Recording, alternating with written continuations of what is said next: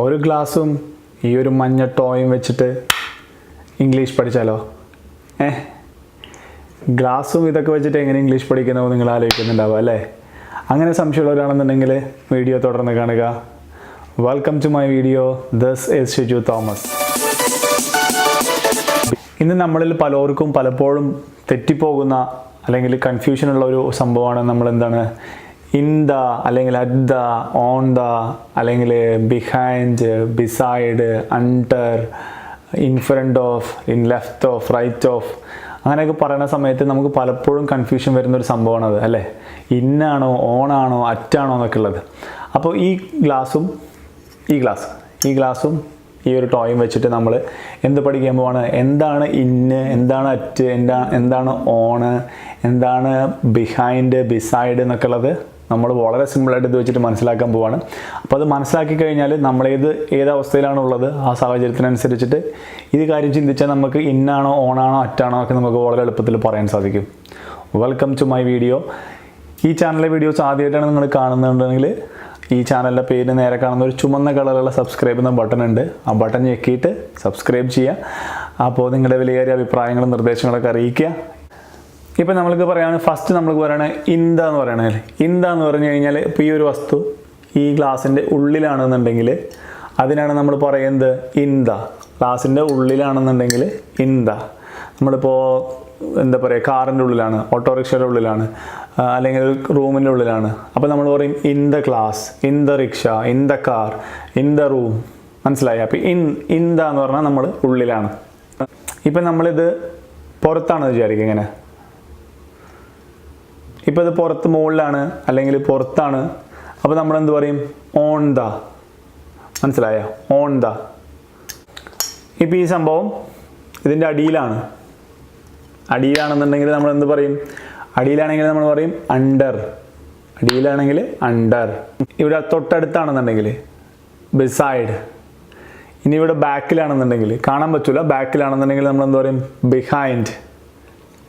ഇനി ഇത് ഫ്രണ്ടിലാണെന്നുണ്ടെങ്കിൽ നമ്മൾ എന്ത് പറയും? In front of.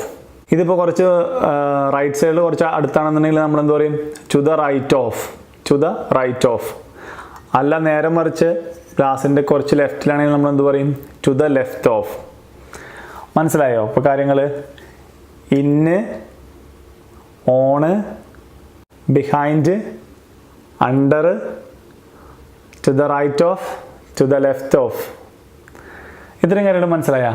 അപ്പോൾ നമ്മുടെ ജീവിതത്തിലെ സന്ദർഭങ്ങൾക്ക് അനുസരിച്ചിട്ട് നമ്മൾ ഇങ്ങനെ ഏത് സിറ്റുവേഷനാണോ വരുന്നത് എന്നുള്ളത് നോക്കി കഴിഞ്ഞാൽ കുറേ കാര്യങ്ങളൊക്കെ നമ്മൾക്ക് ഈ ഇന്നും ഓണും മറ്റൊക്കെ കറക്റ്റായിട്ട് പ്രയോഗിക്കാനായിട്ട് സാധിക്കും. ചില എക്സെപ്ഷൻ കേസുകൾ വരുന്നുണ്ട്. നമ്മൾ നേരത്തെ പറഞ്ഞില്ലേ, നമ്മൾ in the car, in the autorickshaw എന്നൊക്കെ പറഞ്ഞില്ലേ, അതിൽ ചില എക്സെപ്ഷൻ കേസുകൾ വരുന്നുണ്ട് ട്രാൻസ്പോർട്ടേഷനിൽ. അത് ഏതൊക്കെയാണെന്ന് വെച്ചാൽ നമ്മളിപ്പോൾ ബസ്സിൽ പോവാണ്, പ്ലെയിനിൽ പോവാണ്, ട്രെയിനിൽ പോവാണെന്നൊക്കെ ഉണ്ടെങ്കിൽ നമ്മൾ എന്ത് പറയും? In the plain, in the train, in the bus എന്നല്ല പറയും. നമ്മളെന്ത് പറയും? On the train, on the plain. കാരണം എന്താണെന്നറിയോ? നമ്മൾ നമ്മുടെ സ്വന്തം പ്ലെയിനിൽ ഇപ്പോൾ എന്താ പറയുക, അല്ല ബിൽ ഗേറ്റ്സിനെ പോലെയോ അല്ലെങ്കിൽ സുക്കരണനെ പോലെയൊക്കെ സ്വന്തം പ്ലെയിനിൽ പോവുകയാണെന്നുണ്ടെങ്കിൽ നമുക്ക് ഇൻ ദ പ്ലെയിൻ എന്ന് പറയാം. പക്ഷെ നമ്മൾ സ്വന്തം പ്ലെയിനിൽ പോകുന്നില്ലല്ലോ. അപ്പോൾ നമ്മൾ മറ്റു കുറേ പാസഞ്ചേഴ്സിൻ്റെ കൂടെ വലിയൊരു വെഹിക്കിളിൽ യാത്ര ചെയ്യാണ്.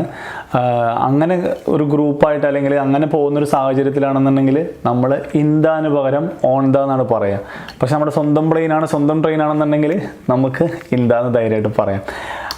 പിന്നെ അപ്പോൾ നമ്മൾ ചോദിക്കും ടാക്സിയിൽ പോകുന്ന സമയത്ത് നമുക്കപ്പോൾ എങ്ങനെ ടാക്സിയിൽ ഇൻ ദ ടാക്സി എന്ന് പറയാൻ പറ്റില്ലല്ലോ, നമ്മുടെ സ്വന്തം ടാക്സി അല്ലല്ലോ. പക്ഷേ അതിൽ എന്താ വെച്ച് കഴിഞ്ഞാൽ നമ്മുടെ ടാക്സി നമ്മൾക്ക് വേണ്ടി വരുന്നതാണ്, നമ്മൾക്ക് വേണ്ടി മാത്രം വരുന്നതാണ്.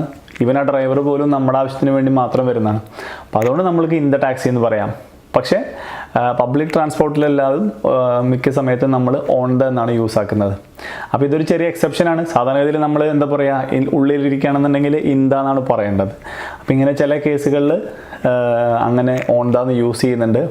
ഇപ്പം നമ്മളോട് ആരെങ്കിലും ചോദിക്കുകയാണ് നിങ്ങൾ എങ്ങനെയാണ് വന്നത്, അപ്പോൾ എങ്ങനെയാണ് നിങ്ങൾ വന്നതെന്ന് പറഞ്ഞാൽ നമ്മൾ ഓണും ഇന്നും മറ്റൊന്നല്ല നമ്മൾ പറയുക. അപ്പോൾ നമ്മളെന്ത് പറയും? ബൈ കാർ, അല്ലെങ്കിൽ by taxi, by plane, by metro, by train, by bus. അപ്പോൾ ഈ ബൈ നമ്മൾ യൂസ് ചെയ്യുന്നത് നമ്മൾ എങ്ങനെയാണ് വന്നത് എന്നുള്ള ചോദ്യം നമ്മൾക്ക് വരുമ്പോൾ അതിന് ആൻസർ പറയുന്ന സാഹചര്യത്തിന് വേണ്ടിയിട്ടാണ് നമ്മൾ ബൈ ദ എന്ന് വെച്ചിട്ട് പറയുന്നത്. അപ്പോൾ ഈ വീഡിയോയിൽ പറഞ്ഞ കാര്യങ്ങൾ, ഇത്രയും കാര്യങ്ങൾ നിങ്ങൾക്ക് ഉപകാരപ്രദമായെന്ന് വിചാരിക്കുന്നു.